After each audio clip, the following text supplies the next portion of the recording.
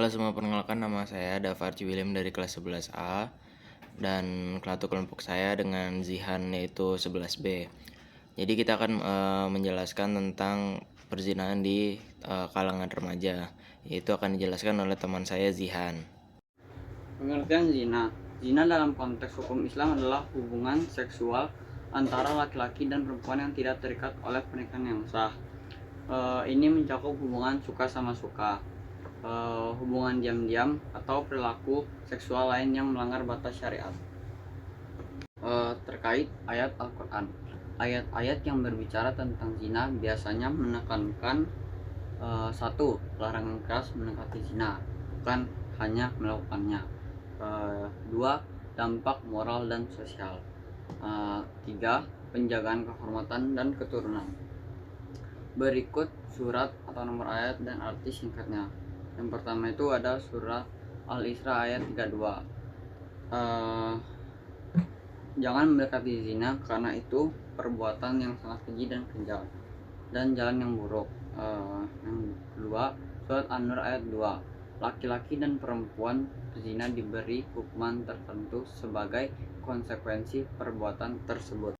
Ya, tanggapan aku sebagai murid sekolah dan di salah satu dalam kalangan remaja, itu menurut aku anak-anak zaman sekarang itu udah melewati batas dan sudah benar-benar melewati garis batasan. Jadi mereka tuh udah nggak mikirin lagi kayak tentang keluarga, orang tuanya bagaimana, ataupun mereka pun udah nggak lagi mikirin diri mereka sendiri. Yang penting mereka tuh udah dalam kepuasan tersendiri gitu. Apalagi banyak juga anak-anak yang melakukan perzinahan tuh dia diposting di sosial media, dibangga-banggakan, dipamerin. Ya kalau dari aku gitu sih, kayak lebih tahu batasan, jangan melewati batasan yang terlalu berlebihan gitu. Pendapat saya tentang perzinahan di kalangan remaja muncul dari lemahnya iman, kurangnya pendidikan seksual yang benar, dorongan biologis yang kuat, serta pergaulan yang tidak terkontrol. Dalam Islam, zina dipandang sebagai dosa besar karena merusak kehormatan, kesehatan, dan masa depan. Bahkan segala hal yang mendekatkan pada perbuatan itu, mulai dari pandangan, pikiran, hingga perilaku, juga diperintahkan untuk dijauhi.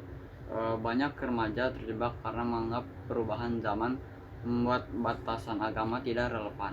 Padahal ajaran Islam justru hadir untuk menjaga martabat manusia di setiap waktu.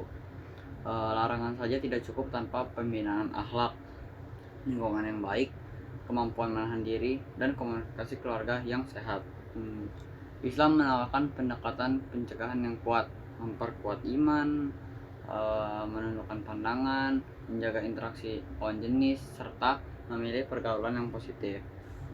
Dengan bimbingan yang hangat dan penuh empati, remaja lebih mudah memahami nilai-nilai kesucian diri, mengenali risiko, dan membangun kesadaran moral yang bertahan dalam jangka yang panjang.